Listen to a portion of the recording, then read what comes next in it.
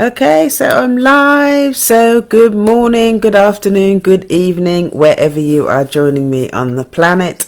My name is June Allen and I am the founder of The Art of Greatness at juneallen.net. So if this is the first time that you are joining one of my broadcasts, hi, thanks for joining. If this is the first time that you're joining one of my broadcasts, I am a psychotherapist.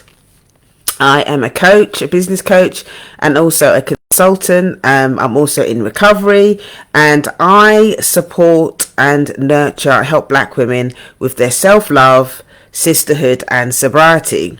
So today I want to talk about this broadcast today was basically about hi, thanks for joining. Hi Mo, thanks for joining.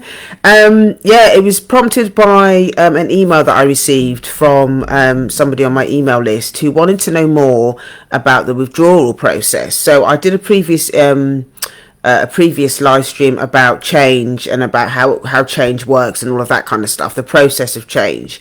And I was talking about withdrawal and stuff in that particular live stream. So then she's emailed me and saying that, you know, the withdrawal bit that I was talking about kind of really resonated with her. So I thought, okay, I messaged her back and I said, do you want me to do some more, to do another live stream specifically about withdrawal? So she was like, yeah, that would be really helpful. So today I really want to talk about that. So the question is kind of like, why is it that sometimes like we feel worse, when we start the healing process? Obviously, when you start, you think that, things are going to get better and all the rest of it. So then why then do we feel worse? Okay, so I want to be talking about that today. Before I get into it, I'm just going to do a little bit of housekeeping. So on Thursday evening, I have my financial therapy class, which I'm absolutely really enjoying at the moment. It's been a fascinating exploration of the link between oppression and how it shows up in our money behaviors and what we can do about it. We look at the whole idea around financial therapy and being sober around our money behaviors and exploring how racism, patriarchy, all of those things impact how we do our money. So if you're interested in joining me for that class on Thursdays, 8 p.m. London time, you can click the link in my bio, go to heal.juneallen.net. That's heal.juneallen.net.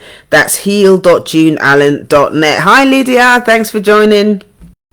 The other thing that I want to kind of give you a little bit of a tease at the moment is, hi Rose. Oh, I've got so many of my loved ones in the live today. It's really nice to see you all. Thanks for joining.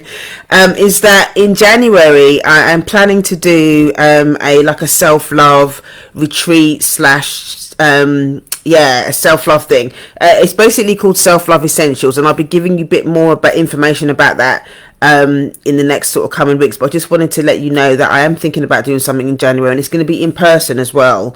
I've had a few people email me asking me when I'm going to be doing any in-person events, so this is something that I'm thinking about doing in January, so stay close to that. Hi Black Girl Finance, thanks for joining. Hi Charles, thanks for joining. Right, so that's the housekeeping out the way. Okay, so today I'm going to get into the content tea now. So today's topic is all about, why do we sometimes feel worse? Okay, when we start doing the work, we start doing the healing process, why is it that sometimes we just feel like shit? Why do we feel bad? And the reason for that is withdrawal. Okay, is withdrawal. There's all different types of withdrawal, and when you stop doing the behaviors, when you start exploring what's going on, there's other things that are going to come up. Okay, there's other feelings, other experiences that you are going to have as a result of you looking at things differently, you exploring things differently. Now, there's no way that you can avoid it. There's nothing that's wrong, okay, if you start having all of these things. Okay, but the reason why I'm sharing this today is because quite often people will start doing, something around their healing process. They'll start looking at an area of their life that has been giving them a lot of pain, and then they start to do the work and then they feel worse. Okay, they feel worse. So the withdrawal, I'm going to be talking about 5 different types of withdrawal for you to think about and consider. Okay, and it might help to give you some context as well, and to also give you some reassurance to understand that what you're feeling, what you're going through, what you're experiencing at this moment in time, if you're going through any sort of withdrawal, is this absolutely normal. It's absolutely normal part of the healing process, and it's for you not to worry. Okay, so let's get into the tea. All right, so the first type of withdrawal is physical withdrawal. Okay, so let's say, for example, you're doing a detox when you're cutting down your sugar, and you decide that you know you're going to do a sugar detox or something like that. So some of the symptoms that you might experience, you might feel more tired, you might get loads of cravings, you might start getting headaches, you might start feeling depressed actually as well when you start to stop eating the sugar. Okay, now again, this is perfectly normal, because you're using the sugar in some respects to mask something else. So when you stop doing a certain type of behavior, all of those things that you've been avoiding by eating the sugar are going to come up.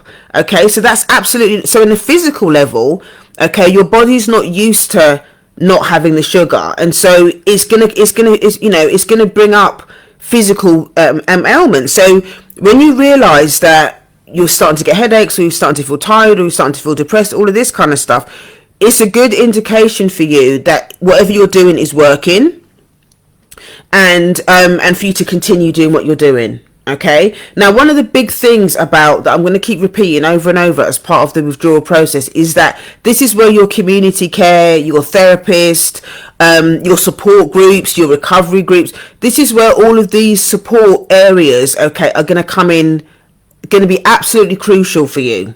Okay, they're going to be absolutely crucial for you, because you know, when you're going through your healing process, healing is not supposed to be it's not supposed to be an individual thing.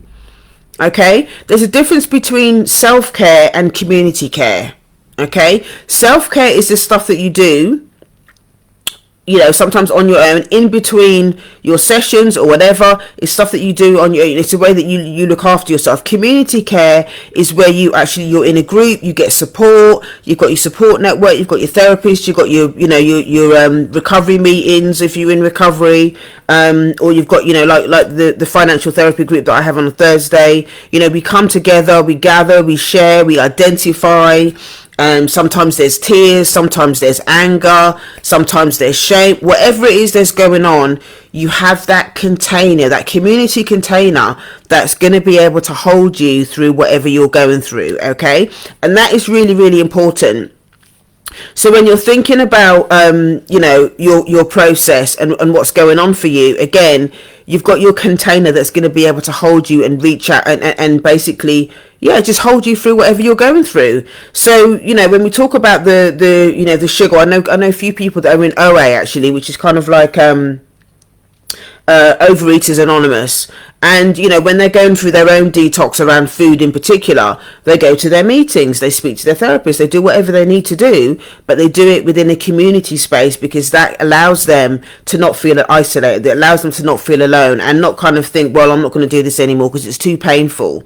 Okay, when you've got your community around you, when you've got physical stuff going on, and maybe you may need to see your GP actually if you're going through physical things, if you've been using drugs as well, in particular, if you've been using weed or whatever the drug is, you know, there are going to be the physical symptoms. Physical withdrawal might be a lot more violent, it might be a lot more aggressive. You know, you might be shivering, you might be vomiting, all of this kind of stuff. And so, you know, and obviously everybody's different depending on how long you've been drinking, how much you've been drinking, and all of that kind of stuff. So again, it's about understanding what's happening to your body, and then reaching out to your community. Okay, so that's number one. That's the physical withdrawal. Okay, number two is emotional withdrawal. Now, a lot of people don't really understand that there can be emotional withdrawal. Okay, and it's linked to what I was saying previously, in the sense that when you stopped acting out certain types of behavior,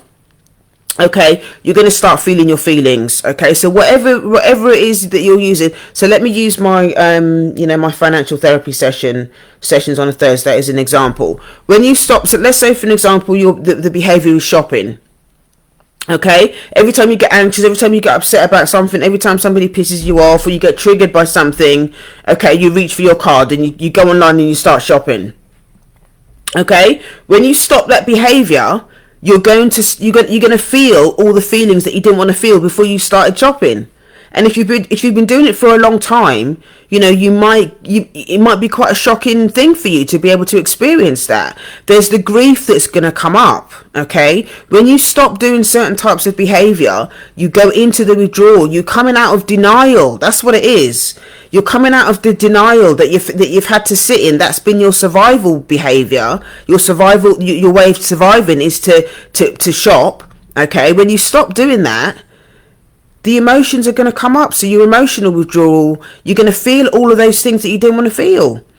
And it doesn't mean that what you're doing is wrong. It just means that, in order for you to heal, in order for you to stop doing that, in order for you to heal, okay, in order for you to stop doing the shopping, you got to look at what's underneath the shopping. Okay, it's not the shopping that's the issue.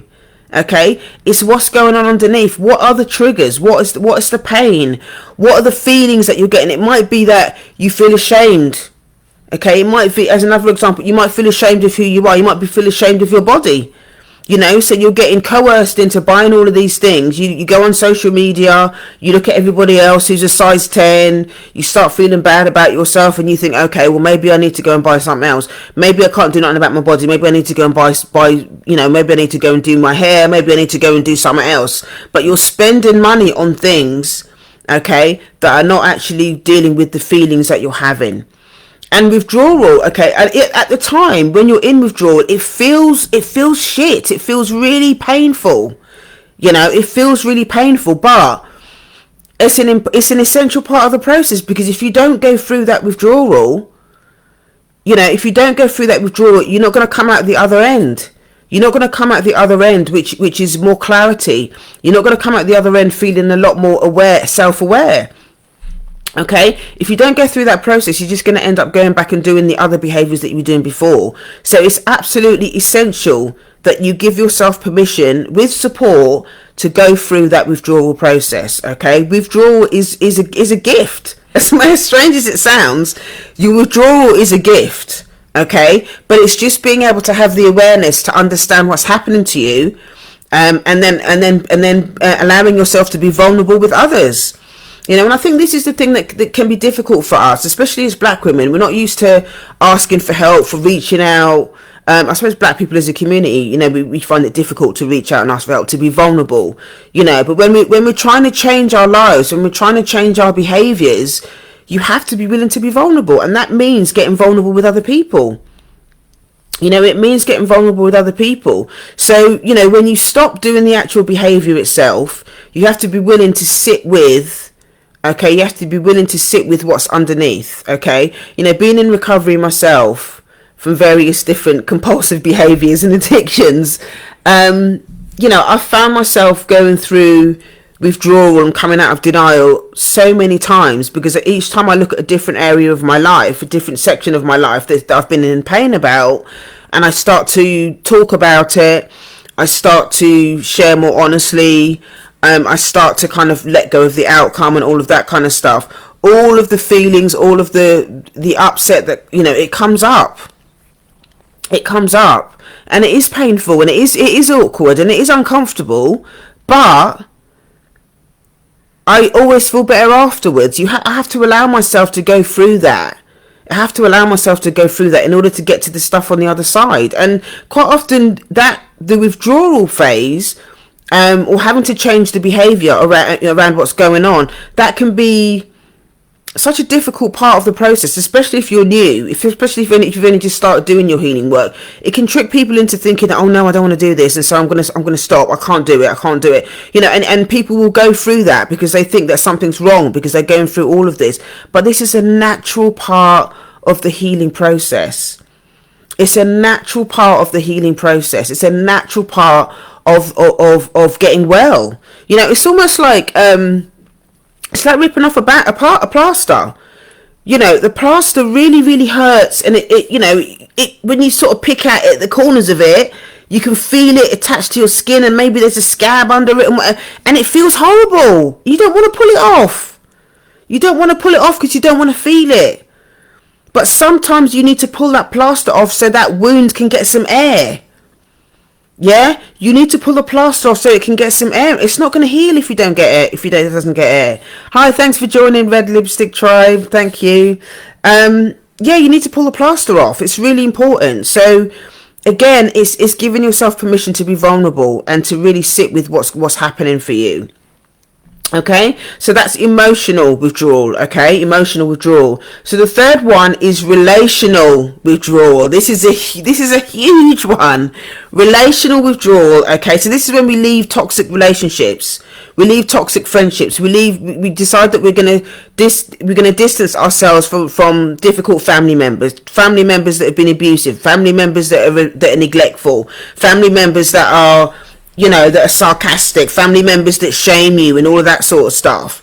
When you make the decision that you are going to step away from people that are not good for you, relationships that are not good for you, there's going to be a withdrawal process. There's going to be a withdrawal process. And sometimes in relationships, people can mistake that withdrawal for, oh my God, I really love this person. Oh my God, I can't live without this person. It's not that. It's not that you might love the person, but it's not just that. It's the fact that you're having to untangle yourself. Okay? You're having to untangle yourself from that person. Okay? You might be trauma bonded to this person. You might be trauma bonded to that person. So and it's also to do with your self-esteem as well. If you don't have good self-esteem and you're in a relationship that's abusive, you got to think. When I think about it from the therapeutic, I'm putting my therapist's head on now, and I think about the whole idea of attachment. Okay, attachment is a thing that we all need as humans. We all need to be connected to people, and sometimes our brains are wired for connection. Our brains are wired to be with people.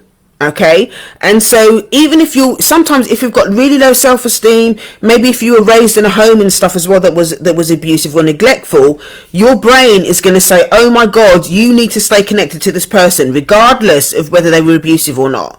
This is something that happens quite a lot when you're trying to detach from family members, actually, especially if it's parents, because what can happen is your primal brain wants you to stay connected to that parent, because your brain is going to tell you that if you disconnect from this parent, if you detach yourself from this parent, you are going to die. Okay, your brain is telling you that in order for you to survive, you need to stay connected to that parent. And this is one of the reasons why it's so difficult for a lot of people to kind of detach and kind of untangle themselves from relationships with parents that are toxic, because that part of themselves is sort of like, you have to stay connected to this person. And so the person will end up staying in that relationship. This is also one of the reasons why why domestic violence relationships can be quite dangerous as well, in that sense, and why they're quite difficult to leave, because the person is constantly having to battle with that part of them that needs to stay connected, that is trauma bonded to that person. Okay, and it becomes very, very difficult. It becomes really, really difficult, and it does feel like death. It feels like there's a death going on when you do that. I know that when I first started doing my when I first started detaching from, those of you that have been following me for a long time, are going to know that I've had my own, I've been very transparent and stuff about detaching from, members of my family as well, because of stuff that was going on that was very difficult for me. And one of the things that I know that saved me, that helped me to stay disconnected, was because I immersed myself in recovery. I immersed myself going to meetings. I immersed myself in therapy. Because I needed to be told, I needed to be with other people that were going through the same thing. I needed to be honest and transparent in my therapy, so that my therapist could understand what was going on for me internally. If I didn't understand and have the awareness of what was going on for me internally, I would still be in a situation where I'd still be in these toxic relationships with family members that I didn't want to be in. And then feeling ashamed and feeling powerless and feeling upset, feeling like there was something wrong with me because I couldn't actually leave the relationship. And I've been in several, abusive relationships as well, in terms of my, my history of relationships. And I know that what I was doing in that situation was just repeating the trauma bond cycle, because I hadn't yet broken it with the family members that were challenging. So I just kept repeating that cycle, because I didn't know any different, and I didn't know how to take care of myself. I didn't know how to look after myself. I didn't know how to set boundaries. I didn't know how to set boundaries. And as a black woman, when I think about the whole thing around living under the system of racism, living under the patriarchy, all that kind of stuff. All of those systems, they don't want you to have boundaries. Okay? They don't want you to have boundaries. They don't want you to take care of yourself. They don't want you to speak up. Okay? Because the system can control you. The system can control you when you don't have any self-esteem, when you don't know how to set boundaries and all of that kind of stuff. So then what happens is this same thing plays out in your relationships. This stuff plays out in the relationships, and it just becomes a cycle, becomes a toxic cycle. Okay? So then, when you start going through the healing process and you start talking about this stuff, you start understanding a lot more about what's going on, the withdrawal feels horrendous. Okay, the withdrawal feels absolutely horrendous because you're not used to sticking up for yourself, because you're that part of your brain that wants you to stay connected to people that are toxic, is now being challenged, and so you have to work through that. And again, this is why community care comes in. This is why community care is so essential when you're going through this sort of stuff, because you need to be around other people that are going to be able to hold you and support you. And, if you're seeing a therapist, the therapist is going to help you understand that's why you're feeling the way that you're feeling. That's why the cravings to go back to those parents are so strong, even though the parent is toxic. And people that are not in that situation can't understand. Okay, other people might try and gaslight you, saying, "Oh, well, that you've only got one parent. This you shouldn't be doing what you're doing. You shouldn't be sharing what you're sharing because you've only got one parent, and that parent's got their own trauma." We know all of that. Okay, we know all of that. But at the end of the day, if you're in a situation with somebody that is toxic, or if you're in a situation with somebody that's being abusive or neglectful and all the rest of it, their feelings are not more important, their behavior is not more important than your wellness. Okay? Their behavior is not more important than your wellness. And you shouldn't have to put up with it, whether it's family members or not. Whether it's family members or not, you shouldn't have to put up with it. And I know, I'm just going through from the people that I've worked with, the women that I've worked with over the years of doing this work. A lot of people get stuck, and a lot of people feel trapped, a lot of people feel isolated, and they end up staying in these relationships because they don't know how to do it any other way. They feel like they don't have any choice but to stay. And that, the parent often has a lot of control and power over them that they don't feel like they can get out of it. And there's a lot of black women out there. A lot of us out there are depressed. A lot of us are depressed, feeling suicidal, feeling like they don't know what's going on because they can't get out of these toxic relationships with their parents. They don't know how to get out of it. If you're in a situation where you're feeling like, I do offer one-to-one therapy as well.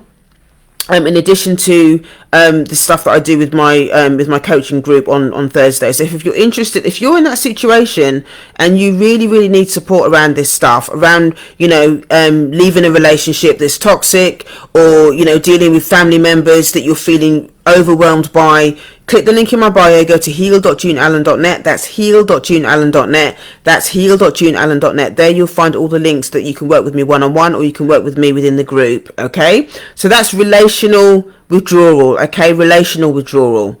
So number 4 is behavioral. Okay, behavioral. I have talked about this a little bit already. So behavioral withdrawal is the stuff that I was saying before around, when you stop doing a certain type of behavior. Okay, when you stop doing a certain type of compulsive behavior that is destructive, that's not working for you, but you can't stop doing it. Okay, all of the stuff is going to come up. All of the feelings are going to come up. The consequences of your behavior are going to come up. These are all the types of things that we talk about in the financial therapy sessions on Thursday. We look at what the challenges are, the reasons why we behave the way that we behave, why people have certain money behaviors, why people find it excruciating sometimes to even open mail, why people find it really difficult to look at their bank account and actually have conversations around, what does a vision for my financial well-being actually look like? A lot of people find it difficult to have those conversations, and so their money with their relationship to money is so painful you know, that the behavior is about, is either it's about avoidance on one end of the spectrum, or it could also be about, you know, compulsively acting out, meaning that they're just overspending. Okay, so either they're overspending and doing too much on one hand, or on the other side of the spectrum they're hoarding, avoiding money, avoiding conversations around money, avoiding looking at their bank account. And it's basically two sides of the same coin. It's basically two sides of the same coin, and it's pain. Okay, it's pain. So when you stop doing that behavior, when you stop avoiding, okay, and you start opening letters, your letters. This is something that we're going to be doing on this Thursday's class. Actually, is a co-working session where we actually support each other around doing the practical things. Okay, so for the other weeks of the month, we go through the book. Okay, we use this book as a guide for the conversations. You know, we do financial therapy for the other weeks. We do the talking, we do the reading, we do the sharing, all that kind of stuff. But on the actual last Thursday of the month, we do the practical stuff. So it's the stuff like, okay, for the you know, they say out loud what they're going to do for the 90 minutes, and then, you know, they actually take the action. So it might be doing things like, okay, so for the next 90 minutes, I'm going to look at my paperwork, I'm going to open my mail, I'm going to make a list of the things that I need to do. Maybe it's a debt company that's been chasing you that you've been avoiding. Okay, so for today, I'm going to actually draft the email that I'm going to write to my debt collection company. If you're self-employed, it might be that you're starting to get your numbers together for HMRC. You know, the 31st of January is when you have to submit your tax return. So it might be that you're starting to get your numbers together. It might be if you work in corporate, if you work for a company, it might be that you're going to ask for a raise. It might be that you're going to apply for a new job. Whatever it is, that co-working session that we have on this Thursday evening is going to support people. So we're not just doing the talking and doing the processing around the link between race, you know, between oppression and our money behaviors. We're also doing the practical part of it as well. So you're going to be supported in doing that, because, you know, when you, like I was saying before, when you stop doing the behavior stuff, it can be really excruciating. And I know for a long time, you know, the opening mail thing is something that I found really excruciating. You know, I found it really, really excruciating. And it's because there's a fear around, that people were going to get me, that somehow I wouldn't be able to pay my bills. There was just a lot of fear around it. There was a lot of fear around something simple as opening mail. You know, and for weeks I would have piles and piles and piles of mail. I wouldn't do anything. But it's only since I've been doing, you know, my own money work, that I started to have that conversation with myself, and I've got my own support network where, okay, so, you know, I can say, okay, well, today I'm going to be opening my mail, and I can open the mail, I can look at it, you know, my nervous system still, even now, sometimes my nervous system will go off, you know, when I'm opening mail and stuff like that. But the difference is, even though I have the feelings, I don't act out on them. I don't actually, I don't allow the feelings to kind of dictate what I'm going to do. I don't hoard all my mail and stuff like that anymore, like I used to, because I now have an understanding of where it comes from.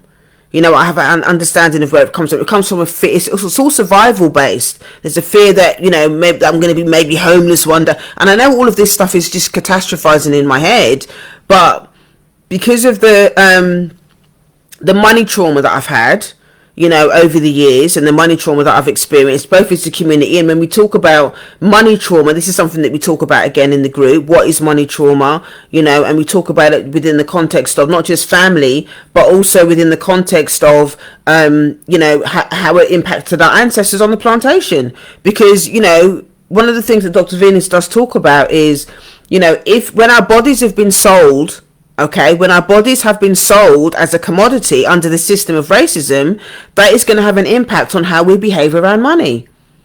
Okay, it's going to have an impact on how we behave around money. And because a lot of that stuff has been passed down, a lot of it is unconscious, a lot of it is stuff that we don't really understand, you know. And so having those conversations, having those the co-working sessions where we can take our time, is really, really important. So Red Lipstick Tribe is saying this is so useful, an area of trauma we just don't talk about. We tend to think we're the only ones who does. Right. Thank you for sharing that. Thank you for your honesty. And this is the reason why I thought it was a good idea to do the work around financial therapy, because a lot of people they don't talk about it. A lot of people don't talk about it, or they don't really understand it. They don't really know that it's going on. When we talk about trauma, people the obvious thing is to talk about physical trauma. We talk about the way that our ancestors were treated on the plantations when they were enslaved, and we kind of get the intellectual part around all of that. But with especially in the UK, when we're talking about the cost of living crisis, a lot of people were talking globally about we're going to be in a recession and all that kind of stuff.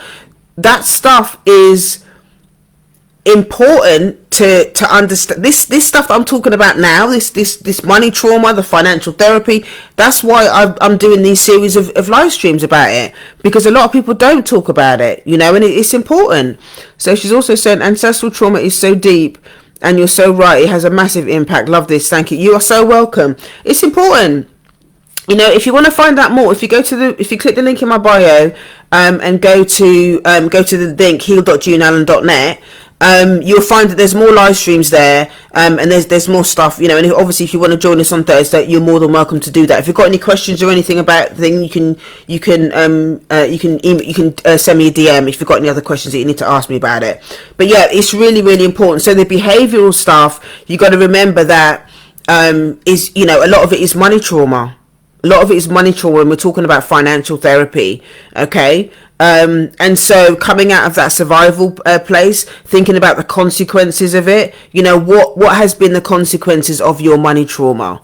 What has been the consequences of you overspending, or getting into a whole load of debt, all that kind of stuff. What have been the consequences of all of that? And, what feels safe? What feels safe for you moving forward? What do you need to do in order for you to deal with your money trauma? These are all the things that we talk about in the group as well, and you get support around. Okay, so it is really, really important to think about your behavior, not just financially but just generally when we're talking about withdrawal, okay, and what that means for you and how you can support yourself individually and in terms of community. Okay, so the last one is cultural. Hi Marie, thanks for joining. Is cultural withdrawal. Okay, right, so cultural withdrawal, and anyone who's been following me for a long time knows I always bring a cultural context to this. And just like I was saying before about our ancestors that were enslaved on the plantations, okay, so when we talk about cultural withdrawal, we talk about thinking about how oppression has impacted us. Now, a lot of us, our survival behavior is to not talk about it. Okay, our survival behavior is to not talk about it, or the other way that we can avoid it is just talk about what white people are doing. Okay, we can avoid the conversation or avoid the withdrawal, but just talking about what white people are doing. We externalize it. We talk about what white people are doing. We talk about what our family members have done. All of that stuff is important in terms of understanding and giving yourself context. Okay, it's important within that situation. But in order for you to do your own work, you have to understand what you've ingested.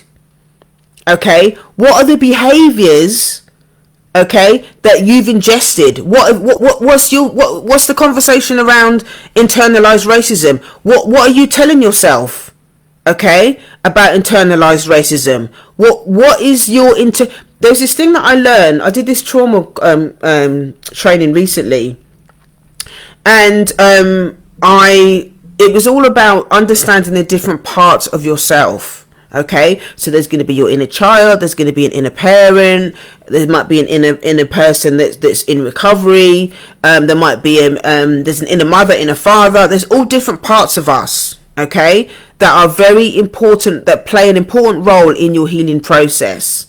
Okay, so the reason why I'm saying this is because in terms of the cultural part of our healing process, we also have an inner racist.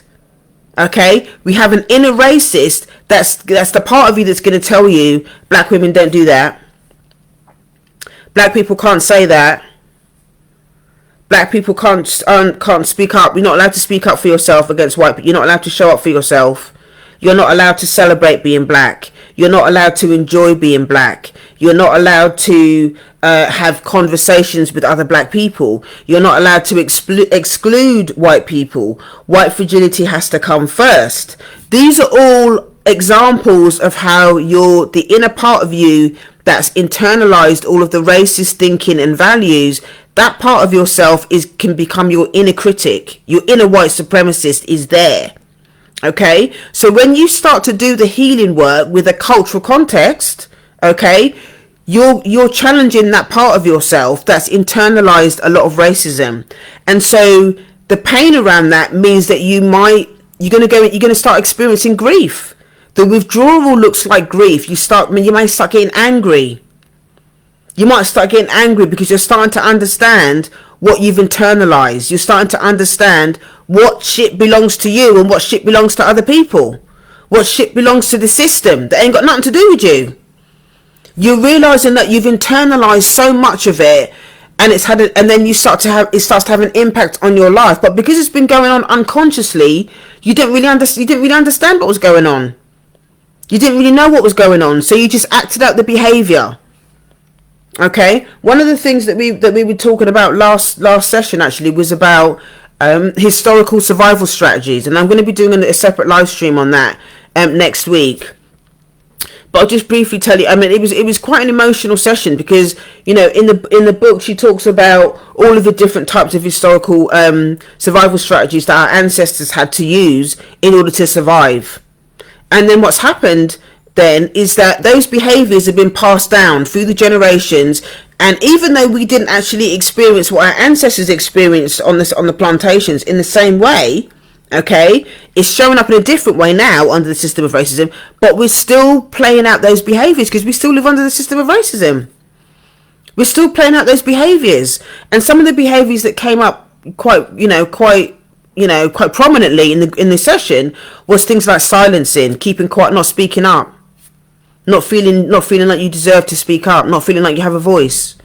Because for our ancestors on the plantations that were enslaved, speaking up could have meant death. Okay? For our ancestors on the plantation, speaking up could have meant death. Okay? So that's been passed down to us. In our day and age, in this day and age now, for us, speaking up could mean that you lose your job. Okay, speaking up now might not mean death, but it might mean losing your job. It might be in places like America where you could get, you know, where we're showing up black. You know, you could we've heard the stories. You've heard the stories about, you know, people getting pulled over by the police for a broken tail light and end up dead. You know, so you just don't know, and it happens in the UK sometimes as well, just not on the same level as it does in the US.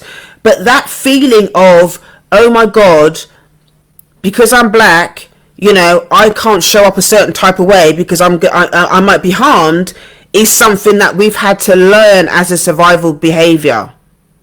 Okay, so that means that we have to constantly dumb ourselves down.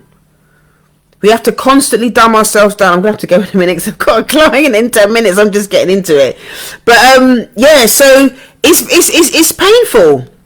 Okay, so when we think about the withdrawal that we have to go through in terms from a cultural perspective, it's a grieving process. Okay, it's about acknowledging the consequences of the survival behaviors that you've had to endure in order to survive. It's about understanding the consequences of your behavior.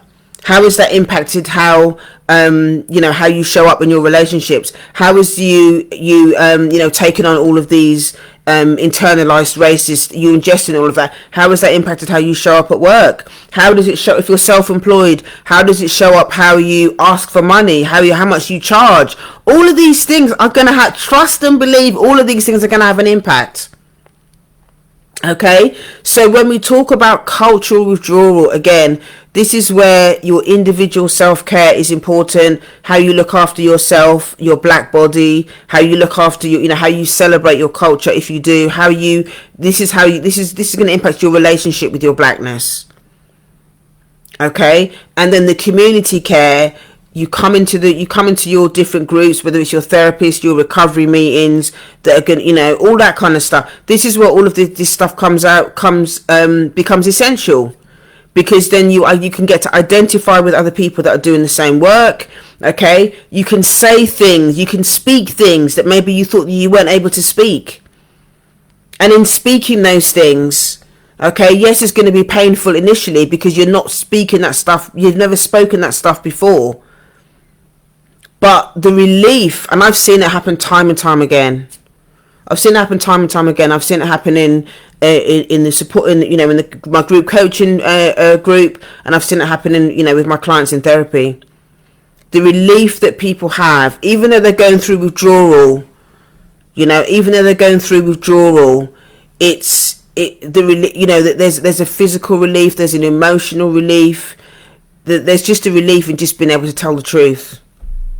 There's a relief in being able to tell the truth, and that's what's really important. And that's what this is all part of the healing process.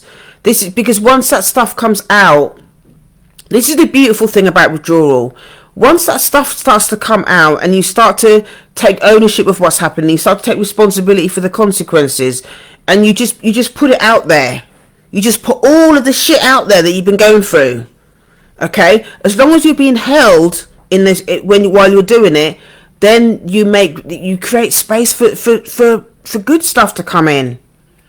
You create space for different experiences. You create space to be able to feel differently about yourself and how you relate to others. This is where all the joy and stuff can come in for you. So yes, withdrawal is difficult. Yes, it can be painful. Yes, it's hard and all of that.